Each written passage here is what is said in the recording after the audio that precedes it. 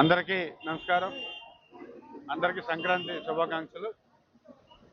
ఈరోజు ఏదైతే భక్తి దీపం ఛానల్ ఓపెనింగ్లో మమ్మల్ని భాగస్వామ్యం చేసినందుకు ఆ యాజమాన్య వారందరికీ కూడా పేరు పేరున ధన్యవాదాలు.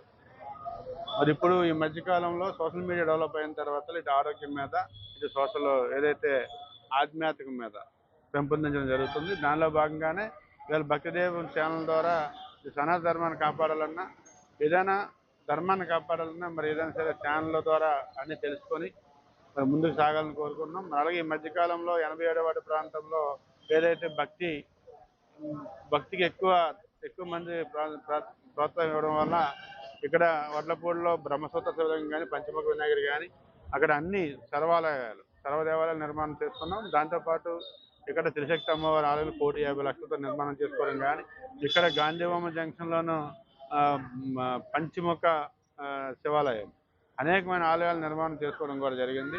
మరి మీ ద్వారా మా 87వ వార్డు ప్రాంతంలో ఏదైతే ఆధ్యాత్మికత ఎక్కువ వెళ్తున్న తరుణంలో మరి మీరు కూడా మీ ఛానల్ ద్వారా మా ప్రాంతాన్ని కూడా ఎక్కువ పబ్లిసిటీ చేసి ఇక్కడ ఉత్తరాంధ్ర జిల్లాలో లేనటువంటి విగ్రహాలు కూడా మేము ప్రతిష్ఠించుకోవడం జరిగింది. దానిలో ముఖ్యంగా దేశంలో రెండోది పంచముఖ వినాయకాలయం. అలాగే సాక్షాత్తు చాగంటి కోటేశ్వర గారు చెప్తారు బ్రహ్మసూత్ర శివలింగం గురించి. 1000 దప్పాలు శివాలయంకి వెళ్తే ఎంత పుణ్యమో, అది మన దగ్గర ఉన్నటువంటి నిర్మాణం చేసినటువంటి ఆలయం బ్రహ్మసూత్ర శివాలయం.